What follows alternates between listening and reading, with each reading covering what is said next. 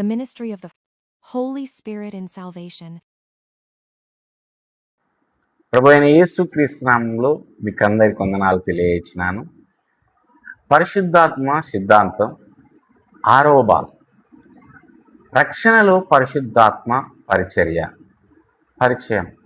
రక్షణలో పరిశుద్ధాత్మ పరిచర్య అనేది క్రైస్తవ వేదాంత శాస్త్రంలోని అత్యంత ముఖ్యమైన సిద్ధాంతాలలో ఒకటి.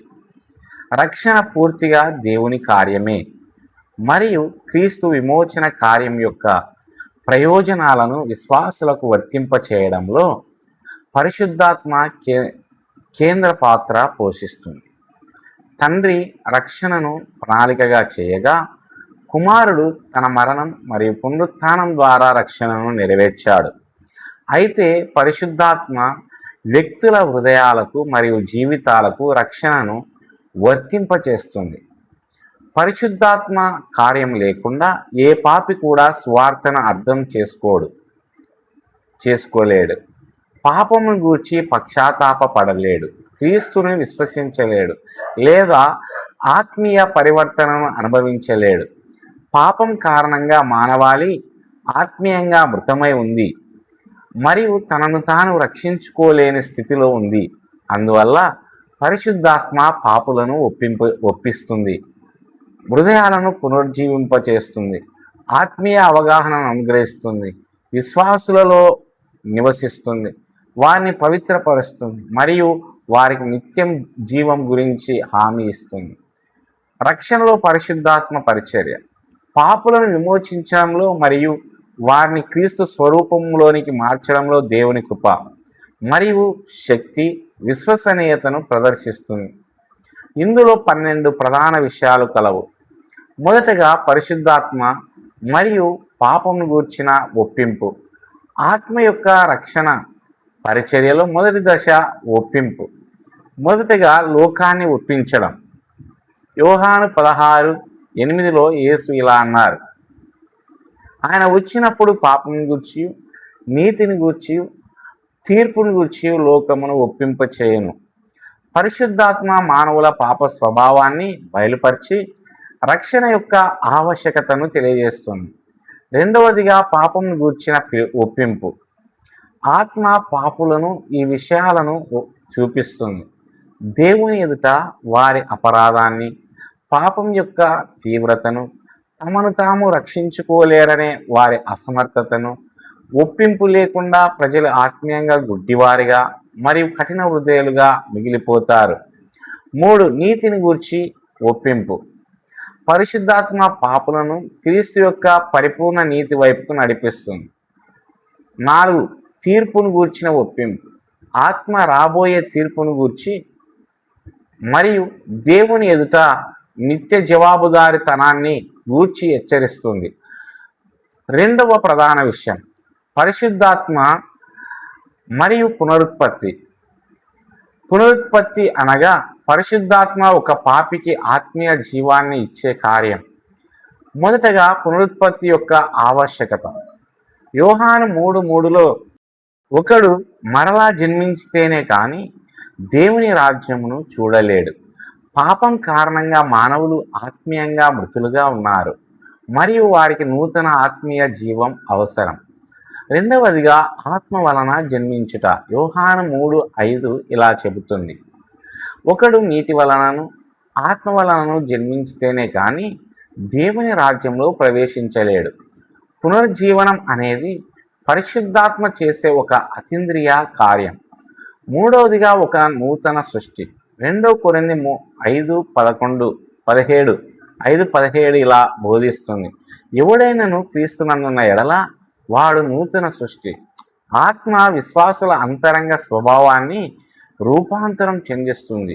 4వదిగా పాత నిబంధన వాగ్దాన నెరవేర్పు. ఎహెజ్కేలు 36:26-27 ఇలా వాగ్దానం చేస్తుంది: నేను మీకు నూతన హృదయమును అనుగ్రహింతును మరియు నా ఆత్మను మీలో ఉంచుదును. పునరుజ్జీవనం ఆత్మీయ పునరుద్ధరణ గురించిన దేవుని వాగ్దానాన్ని నెరవేరుస్తుంది. 3వ ప్రధాన విషయం పరిశుద్ధాత్మ మరియు విశ్వాసం. పరిశుద్ధాత్మ పాపులు సువార్తకు విశ్వాసంతో స్పందించేలా శక్తిమంతులను చేస్తుంది. మొదటగా ఆత్మీయ జ్ఞానోదయం. 1 కొరింథీ 2:14 ఇలా చెబుతుంది, భౌతిక మనుషుడు దేవుని ఆత్మ సంబంధమైన విషయములను అంగీకరించడు. ఆత్మ ఆత్మీయ సత్యాన్ని గ్రహించేలా మనసును తెరుస్తుంది.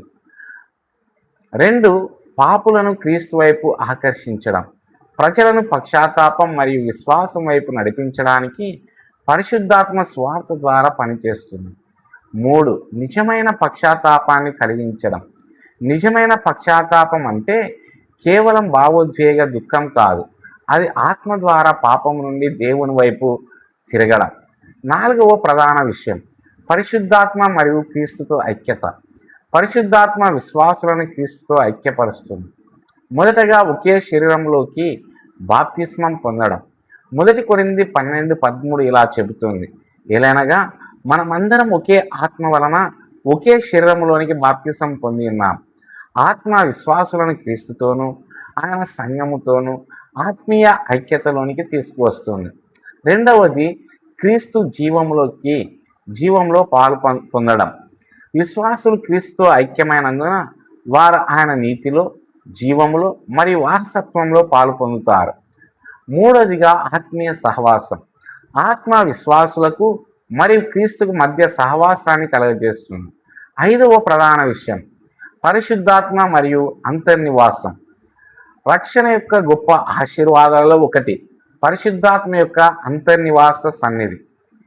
మొదటగా ఆత్మ విశ్వాసంలో నివసిస్తుంది. 1 కొరింథీ 6:19 ఇలా చెబుతుంది, మీ శరీరం పరిశుద్ధాత్మకు ఆలయం, ప్రతి విశ్వాసి దేవునికి నివాస స్థలంగా మారతాడు. 2వదిగా శాశ్వతమైన సన్నిధి. యోహాను 14:16 ఇలా చెబుతుంది, ఆయన మీతో ఎల్లకాలం నివాసం చేయను. పాత నిబంధనలోని కొన్ని అనుభవాల వలె కాకుండా పరిశుద్ధాత్మ విశ్వాసులలో శాశ్వతంగా నివసిస్తారు. 3వదిగా ఆత్మీయ శక్తికి మూలం. అంతర్నివాసం గల పరిశుద్ధాత్మ పరిశుద్ధమైన జీవితం మరియు పరిచర్య కొరకు విశ్వాసులను బలపరుస్తాడు. 6వ ప్రధాన విషయం పరిశుద్ధాత్మ మరియు ముద్ర. పరిశుద్ధాత్మ విశ్వాసులను దేవుని సొంత వారిగా ముద్రిస్తాడు. మొదటగా విమోచన కొరకు ముద్రించడం. ఎఫెసీ 1:13 ప్రకారం విశ్వాసులు వాగ్దానం చేయబడిన ఆ పరిశుద్ధాత్మతో ముద్రించబడ్డారు. ముద్ర అనేది యాజమాన్యం, భద్రత మరియు ప్రామాణికతను సూచిస్తుంది. 2వదిగా రక్షణ యొక్క నిశ్చయత. విశ్వాసులు దేవునికి చెందిన వారని పరిశుద్ధాత్మ హామీ ఇస్తాడు. 3వదిగా క్రీస్తులో భద్రత. ఎఫెసీ 4:30 ప్రకారం విశ్వాసులు ఇలా ముద్రించబడ్డారు విమోచన దినం వరకు. పరిశుద్ధాత్మ విశ్వాసులకు అంతిమ రక్షణను గూర్చి హామీ ఇస్తుంది. 7వ ప్రధాన విషయం పరిశుద్ధాత్మ మరియు పరిశుద్ధీకరణ. పరిశుద్ధీకరణ అనగా విశ్వాసులు పరిశుద్ధతతో ఎదిగే నిరంతర ప్రక్రియ. మొదటగా ఆత్మ పరిశుద్ధతను కలగజేస్తుంది. 2 తెస్సలోనిక 2:13 ఇలా చెబుతుంది, ఆత్మ వలన పరిశుద్ధపరచబడుట. పరిశుద్ధాత్మ విశ్వాసులను క్రమంగా క్రీస్తుని పోలిన వారిగా మారుస్తుంది. 2వదిగా ఆత్మఫలం. గలతీ 5:22-23 ఆత్మ ఫలాలను వివరిస్తుంది. ప్రేమ, సంతోషము, సమాధానము, దీర్ఘశాంతము, సాత్వికము, మంచితనము, విశ్వాసము, వినయము, ఆత్మ నిగ్రహము. గలతీ 5:22-23. 3వదిగా పాపంపై విజయం. పాపపు కోరికలను జయించడానికి ఆత్మ విశ్వాసులకు శక్తినిస్తుంది. రోమా 8:13 ఇలా బోధిస్తుంది, ఆత్మ వలన శరీర క్రియలను చంపుము. 8వ ప్రధాన విషయం పరిశుద్ధాత్మ మరియు నిశ్చయత. పరిశుద్ధాత్మ విశ్వాసులకు వారి రక్షణను గూర్చి నిశ్చయత ఇస్తుంది. మొదటగా ఆత్మ యొక్క సాక్ష్యం. రోమా 8:16 ఇలా చెబుతుంది, మనము దేవుని పిల్లలమని ఆత్మయే మన ఆత్మతో సాక్ష్యం ఇచ్చుచున్నది. ఆత్మ దేవుని కుటుంబంలోనికి దత్తత తీసుకోబడ్డామనే అంతర్గత నిశ్చయతను ఇస్తుంది. 2వదిగా ప్రార్థనలో విశ్వాసం. విశ్వాసులు దేవుణ్ణి తండ్రిగా సమీపించడానికి ఆత్మ సహాయపడుతుంది. గలతీ 4:6 ఇలా చెబుతుంది, దేవుడు తన కుమారుని ఆత్మను మీ హృదయాలలోనికి పంపి అబ్బా తండ్రి అని మొరపెట్టినట్లు చేశాను. 3వదిగా నిత్య జీవపు నిశ్చయత. అంతర్నివాసి అయిన ఆత్మ భవిష్యత్ మహిమకు మరియు పునరుత్థానానికి హామీ ఇస్తుంది. 9వ ప్రధాన విషయం పరిశుద్ధాత్మ మరియు ప్రార్థన. పరిశుద్ధాత్మ ప్రార్థనలో విశ్వాసులకు సహాయపడుతుంది. మొదటగా విజ్ఞాపన.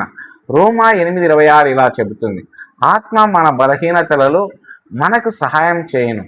ఆత్మ దేవుని చిత్తానుసారంగా విశ్వాసుల కోసం విజ్ఞాపన చేస్తుంది. రెండవదిగా ప్రార్థనలో మార్గదర్శకత్వం. విశ్వాసులు హృదయపూర్వకంగా మరియు నమ్మకంగా ప్రార్థించడానికి ఆత్మ సహాయపడుతుంది. మూడవదిగా దేవునితో సహవాసం. ఆత్మ ద్వారా చేసే ప్రార్థన దేవునితో సహవాసాన్ని బలపరుస్తుంది. 10వ ప్రధాన అంశం పరిశుద్ధాత్మ మరియు మహిమపరచడం. విశ్వాసులు పూర్తిగా మహిమపరచబడే వరకు పరిశుద్ధాత్మ పరిచర్య కొనసాగుతుంది. మొదటగా పునరుత్థాన శక్తి. క్రీస్తుని లేపిన ఆత్మ విశ్వాసులను కూడా లేపుతాడని రోమా 8:11 బోధిస్తుంది. రెండవదిగా అంతిమ పరివర్తన. విశ్వాసుల నిత్య పరిశుద్ధత మరియు మహిమ కొరకు ఆత్మ సిద్ధపరుస్తుంది. మూడవదిగా రక్షణ సంపూర్ణత. పరిశుద్ధాత్ముడు విశ్వాసులలో తాను ప్రారంభించిన కార్యాన్ని సంపూర్ణం చేస్తాడు. 11వ ప్రధాన విషయం రక్షణలో తండ్రి, కుమారుడు మరియు పరిశుద్ధాత్మల మధ్య సంబంధం. రక్షణ త్రిత్వ దేవుని కార్యం. తండ్రి రక్షణను ప్రణాళిక చేశాడు, కుమారుడు రక్షణను నెరవేర్చాడు, పరిశుద్ధాత్ముడు రక్షణను అనువర్తింపచేశాడు. ఈ ముగ్గురు వ్యక్తులు విమోచనలో పరిపూర్ణంగా కలిసి పనిచేస్తారు. 12వ ప్రధాన విషయం పరిశుద్ధాత్మ యొక్క రక్షణ పరిచర్య యొక్క ఆచరణాత్మక ప్రాముఖ్యత. మొదటగా కృపపై ఆధారపడడం. రక్షణ పూర్తిగా పరిశుద్ధాత్మ ద్వారా దేవుని కృప యొక్క కార్యమే. రెండవదిగా విశ్వాసులకు భరోసా. పరిశుద్ధాత్మ క్రీస్తునందు ధైర్యాన్ని, భద్రతని ఇస్తాడు. మూడవదిగా పరిశుద్ధ జీవితానికి ప్రేరణ. విశ్వాసులు పరిశుద్ధాత్మకు లోబడి జీవించాలి. నాలుగవదిగా బలహీనతలో ప్రోత్సాహం. పరిశుద్ధాత్మ శ్రమలలో, పోరాటాలలో విశ్వాసులను బలపరుస్తాడు. ముగింపు. రక్షణకు సంబంధించిన ప్రతి విషయంలోనూ పరిశుద్ధాత్మ కీలక పాత్ర పోషిస్తాడు. ఆయన పాపులను పాపం విషయంలో ఒప్పింపచేస్తాడు, హృదయాలను పునరుజ్జీవింపచేస్తాడు, విశ్వాసాన్ని అనుగ్రహిస్తాడు, విశ్వాసులను క్రీస్తుతో ఐక్యం చేస్తాడు, వారిలో శాశ్వతంగా నివసిస్తాడు, విమోచన కొరకు వారిని ముద్రిస్తాడు, పరిశుద్ధతలో వారిని పవిత్రపరుస్తాడు, వారికి రక్షణ గురించి హామీ ఇస్తాడు మరియు భవిష్యత్ మహిమ కొరకు వారిని సిద్ధపరుస్తాడు. పరిశుద్ధాత్మ పరిచర్య లేకుండా రక్షణను వ్యక్తిగతంగా అనుభవించడం సాధ్యం కాదు. ఆత్మ క్రీస్తు పూర్తి చేసిన కార్యాన్ని విశ్వాసులకు వర్తింపచేసి వారిని దేవుని పిల్లలుగా మారుస్తాడు. ఆధ్యాత్మిక జీవితం ఎదుగుదల, హామీ, బలం మరియు పరిశుద్ధత కొరకు నిరంతరం పరిశుద్ధాత్మపై ఆధారపడాలని ఈ సిద్ధాంతం క్రైస్తవులకు గుర్తు చేస్తుంది. ఆత్మ పరిచర్య ద్వారా విశ్వాసులు రక్షణ యొక్క పరిపూర్ణతను మరియు దేవునితో సహవాసం యొక్క వాస్తవికతను అనుభవిస్తారు. దేవుడు ఈ మాటలను దీవించి ఆశీర్వదించునుగాక. ఆమెన్.